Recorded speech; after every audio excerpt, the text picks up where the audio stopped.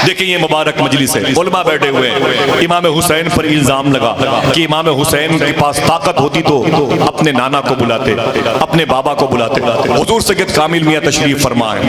एक बात सुने, इन बुजुर्गों के कदम तशरीफ लाएंगे, अच्छा माशाल्लाह। एक बात सुने, उसके बाद मियां हुजूर कुछ दुआइया कलमात इरशाद फरमाएंगे। सुभान अल्लाह, तवज्जो है आपकी, तवज्जो है, सुने माशाल्लाह। एक बुजुर्ग हैं जो ग्वालियर में लेटे हुए हैं, ग्वालियर में, आवाज पहुंच रही है?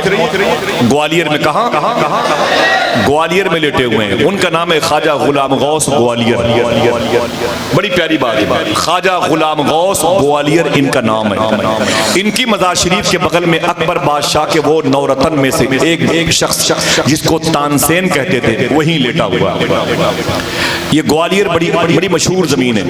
यहाँ एक बड़ा अजीम स्कूल है बॉयज बच्चों का, और यहीं पर राजा मान सिंह का किला भी है। यहीं पर औरंगजेब ने अपने खानदान के उस भाई को फांसी दी थी। वो जमीन मौजूद है, मैंने देखी है, बड़ी तारीखी जमीन है। यहीं पर गुलाम गौस ग्वालियर की मज़ार शरीफ है। सुने गौर से, 2-3 मिनट की बात है, आपको इमाम हुसैन के अपनी ताकत के इस्तेमाल ना करने की वजह मालूम हो जाएगी।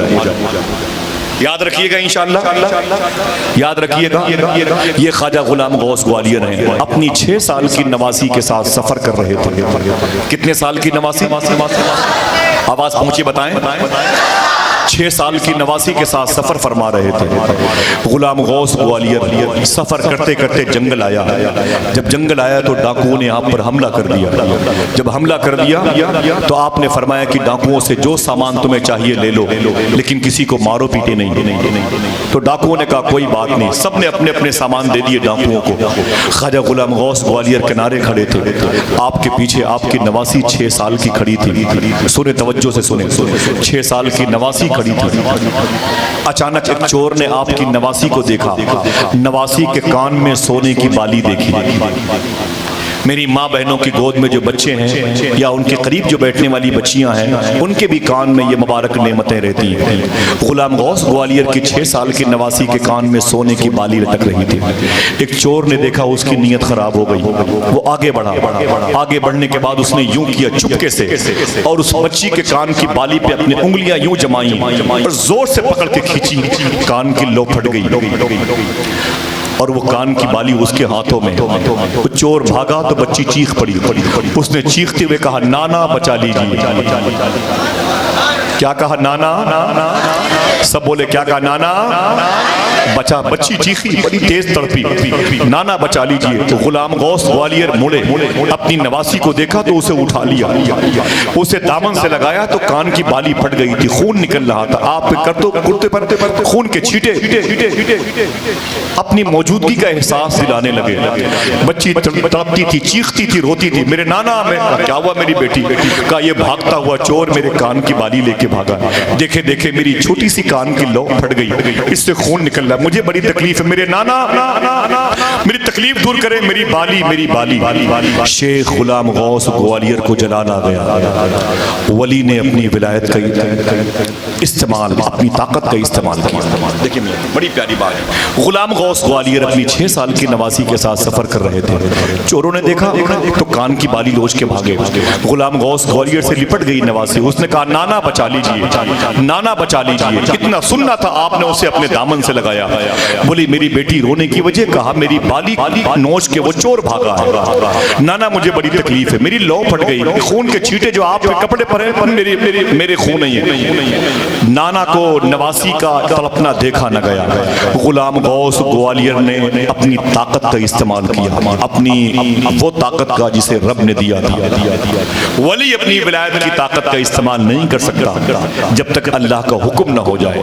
लेकिन गुलाम गौस ग्वालियर ने अपनी मर्जी से अपनी विलायत की ताकत का इस्तेमाल किया और ऊपर देखा जहां ये सैयारे, जो तारे होते हैं ना, तारे सैयारे होते हैं, ये चमकते नजर आते हैं, ये चमकते हुए नजर आते हैं। आपने उन तारों को देखा और आपने आवाज दी, ओ मिर्रीख। एक तारे का नाम है, वो राउंड पे चलता है। फरमाते, ओ मिर्रीख, इन डाकुओं का सर कलम कर दे। इन डाकुओं का सर कलम कर दे। वो मरीख राउंड लेता हुआ तारा जमीन पर आया, भागते हुए सारे डाकुओं के सर को उनके जिस्म से अलग कर दिया, उनकी लाशें ठंडी पड़ गईं। गुलाम गौस ग्वालियर ने अपनी नवासी को अपने सीने से लगाया। इतने में खुदा की बारगाह से आवाज़ आई, यही मुझे बताना है और इसके अलावा मेरे पास और कोई बात नहीं है। इतने में खुदा की बारगाह से आवाज़ आई, गुलाम गौस तूने इन्हें क्यों मार दिया, तूने इन्हें क्यों मार दिया? तो गुलाम गौस ग्वालियर कहते हैं, मेरे मौला ये चोर थे चोर। आवाज़ आई, बंदे तो मेरे थे, पैदा तो इन्हें मैंने किया था, तुमने क्यों मार दिया? बोले मेरे मौला इन लोगों ने मेरी नवासी के कान की बालियां नोच के भागने वालों में से शामिल है ये लोग। मेरी 6 साल की नवासी को दर्द दिया, कर भी दिया, कान की लो फट गई। आए मेरे मौला, मेरी नवासी का तड़पना मुझसे देखा न गया और मैंने अपनी ताकत के बलबूते पर इनको मार दिया। अल्लाह की बारगाह से एक आवाज़ आई, इसी आवाज़ को अगर आपने खुद याद कर लिया, बेटों को बता दिया, बेटों ने आपके पोतों को बता दिया, पोतों ने आपके पर पोतों को बता दिया, तो अकीदे सलामत रहेंगे। आवाज खुदा की बारगाह से आई, गुलाम गौस क्यों मार दिया? बोले मेरे मौला मेरी नवासी के कान की बाली नोच के भागा, मेरी नवासी तड़पी, मुझसे देखा ना गया, मैंने अपनी ताकत का इस्तेमाल कर दिया। खुदा की कसम खुदा की बारगाह से आवाज आई, गुलाम गौस अगर किसी नवासी की आवाज पर नाना को इतनी जल्दी अपनी ताकत का इस्तेमाल करना चाहिए था तो सबसे पहले मेरी ज़ैनब की आवाज पर मेरे मदीने वाले महबूब को अपनी ताकत का इस्तेमाल करना चाहिए। ऐ गुलाम गौस मैदान करबला में मेरा हबीब खामोश था, मेरे हबीब की बेटी फातिमा खामोश थी और मेरे हबीब का लाडला अली खामोश था। कासिम, अली अकबर, अली असगर खामोश थे, किसी ने अपनी ताकत का इस्तेमाल न किया। तुझे मालूम है गुलाम गौस ये ताकत बचा के रखी गई है किसके लिए? बोले मेरे मौला मुझे नहीं मालूम है। रब फरमाता है गुलाम गौस सुन, ये ताकत बचा के रखी गई है मैदान महशर में मेरे हबीब की उम्मत की मग़फ़िरत के वक्त इस्तेमाल की जाएगी। अल्लाह अकबर, अल्लाह अकबर। ऐसा अल्लाह ने जलाल दिखाया, गुलाम गौस कांपने लगे। रब ने फरमाया गुलाम गौस तेरे लिए कोई रास्ता नहीं है, मेरी विलायत की सर्टिफिकेट वापस कर दे, तू संभालने के लायक नहीं है मेरी दोस्ती की सर्टिफिकेट। बोले मेरे मौला मुझे माफ कर दे। ना ना ना नहीं तेरी माफी होगी। बोले मेरे मौला माफ कर दे, बड़ी मुश्किल से तेरी दोस्ती की सर्टिफिकेट मिली है। रोने लगे तो रब ने फरमाया सुन गुलाम गौस एक शर्त पर तुझे माफ करूंगा, 18 साल तक जेल में जाके चक्की पीस और अपने हाथों से पिसे हुए आटे जेल के कैदियों को खिला और माफी मांग, तब कहीं जाके विलायत की सर्टिफिकेट वापस करूंगा। तूने कैसे अपनी ताकत का इस्तेमाल कर दिया? अगर किसी को अपनी ताकत का इस्तेमाल करने का हक होता तो फिर हुसैन को होता, अली अकबर को होता। तू क्या समझता है? ये जालिम वहाबी कहता है कि ताकत होती तो चले आते। कोई पता नहीं है एक औरत की औलाद नहीं हो रही थी, उसने कहा मेरे मौला औलाद हो गई ना तो हुसैन के नाम पर नियाज करूंगी। किसके नाम पर? हुसैन के नाम पर नियाज करूंगी। अगर औलाद तूने दी, हुसैन के नाम का भरम बाकी रखा तो हुसैन के नाम पर सबील बनाऊंगा।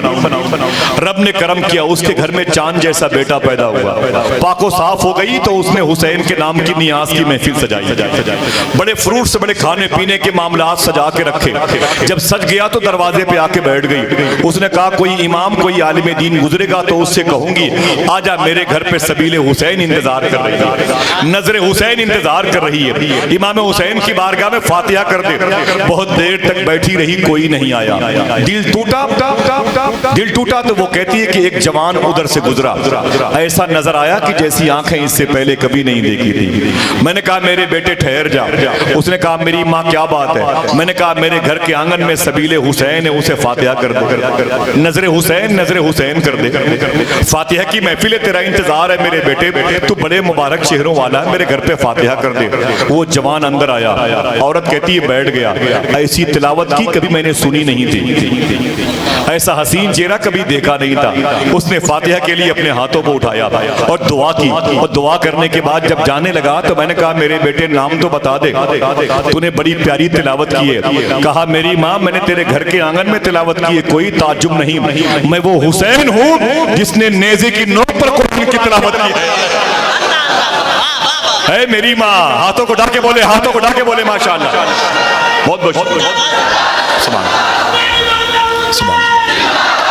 सुभान अल्लाह। या हुसैन, ये हुसैन है। ऐ मेरी माँ तूने मुझे पहचाना नहीं, मैं वो हुसैन हूँ जिसके नाना पर कुरान नाजिल हुआ है।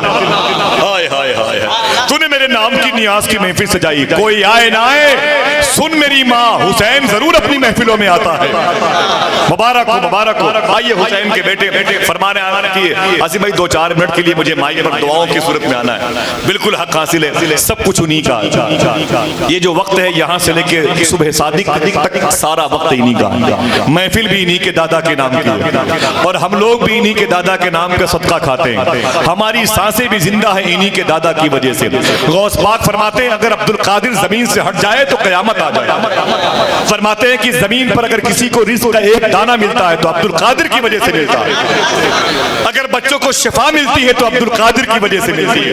आइए दोस्तों, गौस पाक के खानदान के इस शहजादे के कदम को चूमे। हुजूर मखदूम गिरामी खानवादे अजीम भारतगंज की वो अजीम शान साहिब सज्जादा के पैकर में नजर आने वाली जात हुजूर औलादे मौलाए कायनात सैयद कामिल मियां शाह साहब किबला से मुल्तमिस तशरीफ लाएं और अपने मुबारक दुआया कलमा से इस मुबारक अंजुमन को जाने अंजुमन में तब्दील करें। नारे तकबीर, नारे रिसालत, नारे रिसालत, फैजाने शुहदाए करबला, मजलिसे इमाम हुसैन, आशिकाने इमाम हुसैन, औलाद इमाम हुसैन।